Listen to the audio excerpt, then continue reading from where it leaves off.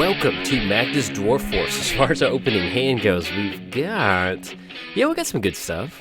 So we can keep on this one. We've got a nice curve on dwarfs. We've got Enslaved Dwarf, we've got Axe Guard Cavalry, also have Miner. We can get those down and hopefully get in some extra little combat steps, and that'll make it to where we can search up some stuff and have some fun. But yes, welcome to Magda. Hope you're excited. I love this deck. I always love, and actually, we'll jump into that in a second. Let's go and lead off with Mountain.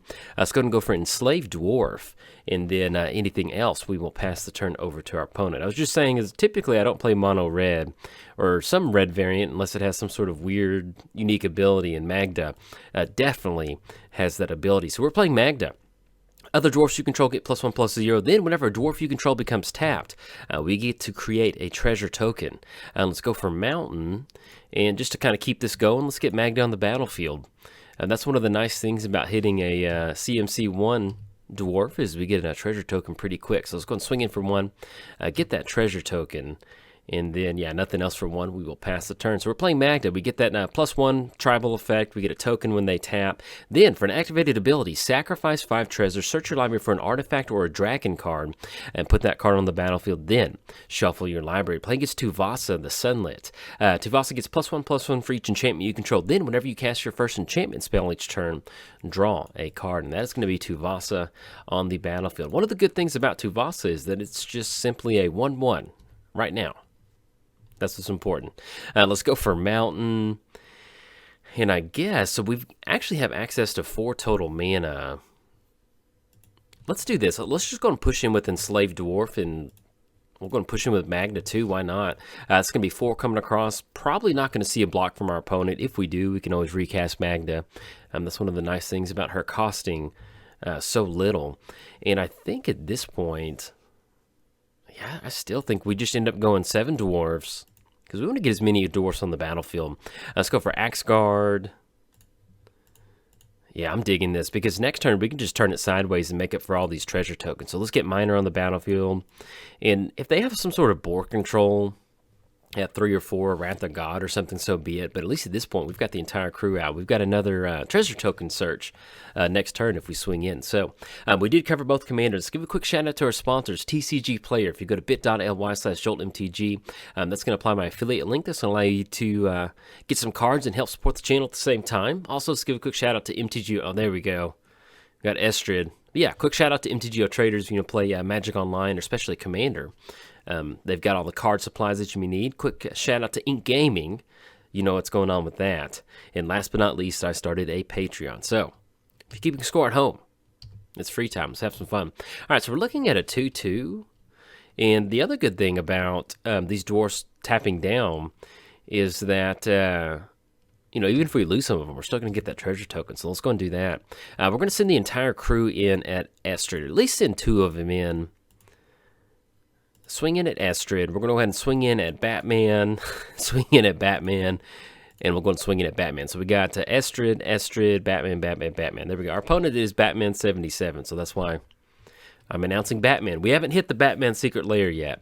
So it's just our opponent's username. Maybe one day we'll get there. We'll see. We'll see where this UB's going for Magic. Swinging across, and then we'll see if they offer up any blocks. If not, we've got...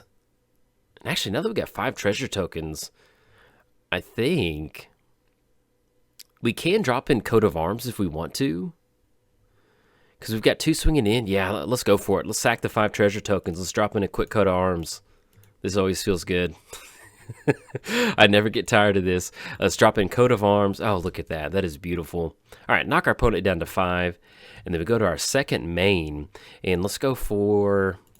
Actually, we'll go for a Tormenting Voice, discarding Worn Power Stone. So that way we can see if we can hit the land drop. There we go, hit Mana Crypt. We'll take that. Let's get Mana Crypt down, and then let's go for, just in case there's a board wipe coming, let's just hold on to Thrill Possibility. I think that sounds good. Don't want to get too greedy. Don't want to dig too deep into the Magda Earth and get too greedy. But yes, it's free time. But as far as this deck goes, we're actually running no dragons in here. There we go. Opponent's going to scoop it up on that one. I'm definitely going to record another game with this. So anyway, I'll catch you in the next game. All right, bye. Welcome to Magda Dwarf Force. As far as opening hand goes, yeah, that's a 7-lander right there. Let's go and ship that one back. And yeah, we can keep on this one. That's 2 different card draw sources and a tap option with some of our dwarfs. So hopefully we can draw into some of those. But yeah, we will definitely keep on that. And as far as putting anything on the bottom, I think what we'll... Well, I guess since we don't really have the dwarfs to tap them down and we need 2 of them on the battlefield, let's just go and put Cryptic Gateway on the bottom, just simply because we have 4 lands that will guarantee us to get to Pirate's Pillage for sure. So let's go and lead off on Mountain, and then anything else, let's go and pass the turn over to our opponent. But yes, welcome to Magda Dwarf Force. Hopefully we can get some... Get that Dwarven Hammer swinging down. That's the name of the game. We're playing Magda, Brazen Outlaw. Other dwarfs you control get +1/+0. Then whatever dwarf we control becomes tapped. We're going to get a treasure token, then sacrifice 5 treasure tokens. And let's go for Mountain. Yeah, let's get Magda on the battlefield. Mox Opal is definitely a nice draw for the deck, but, you know, kind of hoping to get that into the mid to late game. And so if we need to chunk that to Thrill of Possibility, we certainly can. But yes, when we get those treasure tokens on the battlefield, sacrifice 5 treasure tokens, search your library for an artifact or a dragon card, put that card on the battlefield, then shuffle your library. And also, if you're keeping score, we have no dragons in here, so you don't need to make a dragon score box. This is just Dwarven Hammer time. That is it. Our play gets the first Sliver, little baby Sliver, don't even know a word yet. Cascade. Then Sliver spells you have Sliver spells you cast have Cascade. So we got Dwarves versus Sliver. This is very early Magic, and I'm all about it. I love it. Let's see what we draw into next turn. Looking for a dwarf, that would be nice, or any sort of way to kind of turn Mox Opal online to use some of these Pirate's Pillage or Thrill of Possibility. And that is Throne of the God Pharaoh. And that actually does work out. If we have a tap effect, that it does kind of help us out late game. So let's go ahead and... I highly doubt our opponent wants to trade Muscle Sliver with Magda. But if they do, we're okay with it, because either way, we're still going to get a treasure token. So let's go and push in with Magda. See if they want to offer up the block. Getting rid of a tribal... Yeah, there we go. All right. They respect it. Let's get Mountain down. Let's go for... So if we end up going Throne of the God Pharaoh, and then we go Mox Opal, that'll still keep us on for Thrill of Possibility. Yeah, I like that. Anything else, pass the turn to our opponent. So, and then we also get the Throne of the God Pharaoh trigger. There we go, knocking them down to 26. So, anything else, kick it back over there. So we did cover both the commanders. Let's give a quick shout out to our sponsors, TCG Player. If you go to bit.ly/JoltMTG, that's going to apply my affiliate link and allow you to get some cards and help support the channel at the same time. So if you do use that, hey, much obliged. I certainly appreciate it.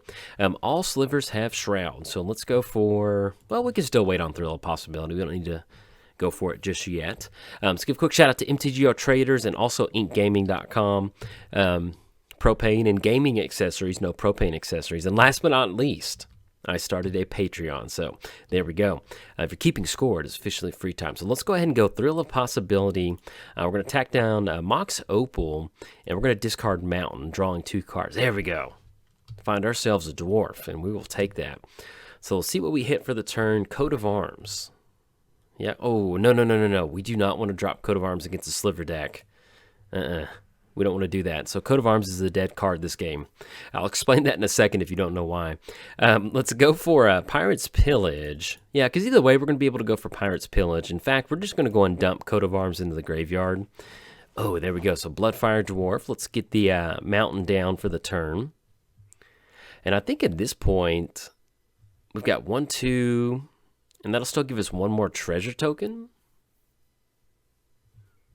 I think we're cool with that. Or we're going to have 1, 2, 3, 4, 5, 6, 7.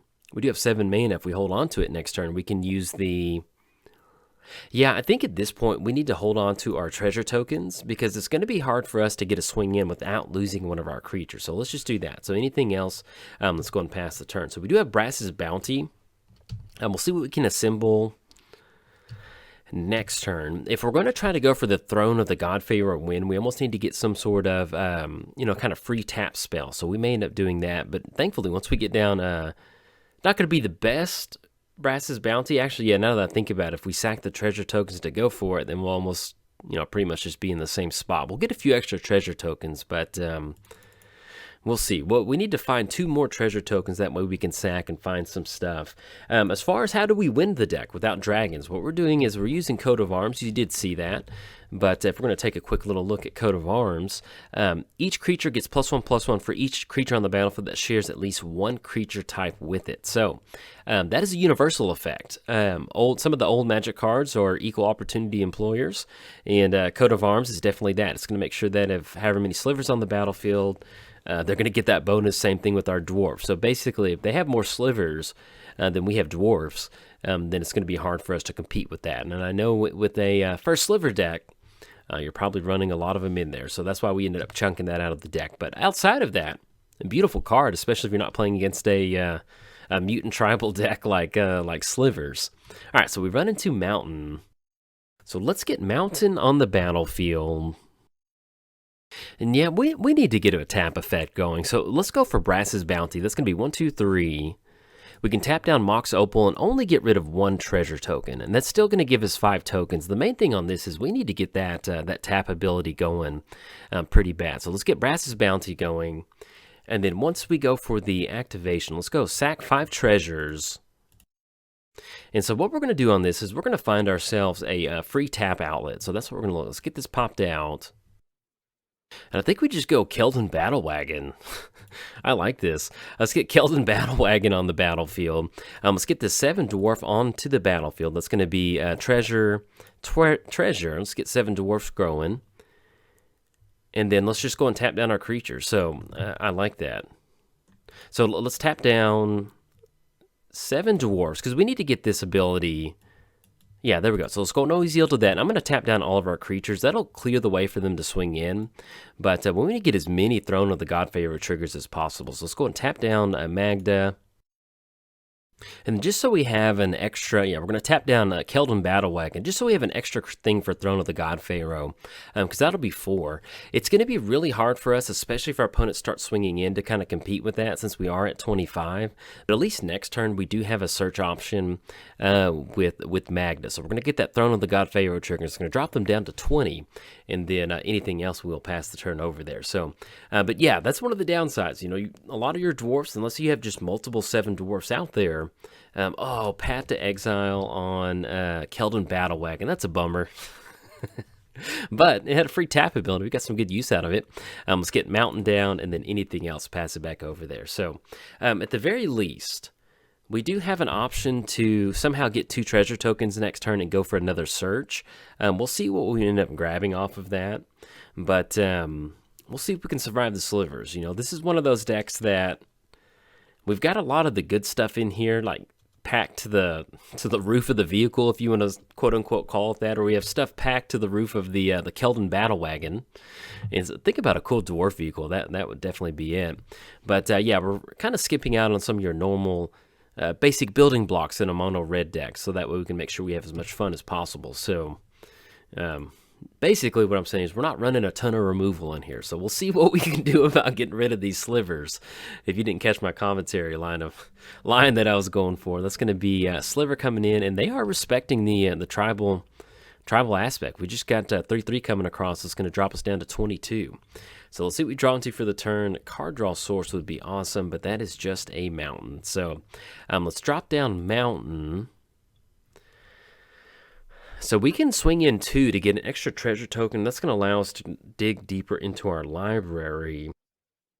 Yeah, and I think at this point we just pass. I was trying to think if we should try to swing in and lose a couple creatures to get an extra treasure search, but I think at this point we're just kind of at the will of the top of the deck or hitting another card draw source, unfortunately. So anything else, we're going to pass the turn. Yeah, we're going to miss out on this Throne of the God Pharaoh trigger, and then we'll go from there.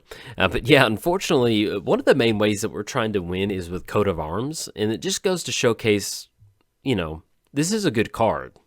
It'll win you some games, but you have to be extremely careful when you use it, because we would get the 7 dwarfs bonus, but even if we do get it down, they have that extra sliver. They're pretty much going to be able to outpace us most of the time, and on top of that, you know, like look at their board state right now. We got Shroud and Menace. So even if we did have Coat of Arms out there, they're going to be able to really kind of stop any sort of flow that we've got going on. We did have the Keldon Battle Wagon out there that would have kept the party going with the tap ability. But yeah, even if we swing in 2 creatures, we would lose them, and then the tap treasure token, you know, line of play that we're going for would be very hard to assemble with just 1 dwarf out there. So our opponent did go for Demonic Tutor. Let's see what they end up grabbing. I would assume it might be something that, if they grab some sort of flying option, that would pretty much do us in. All right, so they're going to go for the Mana Weft Sliver. Let's see what they revealed off of that, and that's going to be a Reflex Sliver. Excuse me, Vampiric Tutor, I think, off of that Cascade. Yeah, so that's going to go on top. We'll see what they're going to do after this. And this also does go to showcase that, you know, maybe you should have some dragons in your Magda deck. But, yeah, I just want to see what sort of dwarven army we can assemble. So that's why we're running this deck so tight. But yes, you know, scenarios like this would be a good opportunity to have some extra some dragons in here. But even then, if we had, I don't know what dragon would help us get out of this. We'd almost have to have that, you know, deal damage dragon that we get tokens or something like that. And look at this Cascade trigger. My goodness, this is beautiful. All right, so it's going to be Worldly Tutor. They're going to put something on top, and I think that might finally stop the Cascade trigger. But you know, that Worldly Tutor, they're going to be pretty much be able to grab whatever they want. So let's get this stack resolved, and then we'll talk about what's going on. So they're going to have the yeah, definitely take care of the Throne Guy, the Pharaoh. And that's going to be Essence Sliver. Destroy target artifact or enchantment. Probably see them, yeah, they're going to pop Mox Opal. And we could have added mana in response to that, but, you know, we have no cards in hand, and there's not much else we got going on. So let's see how they decide to swing in on this. Okay, so they've just got the Sliver swinging across. That's going to be 8.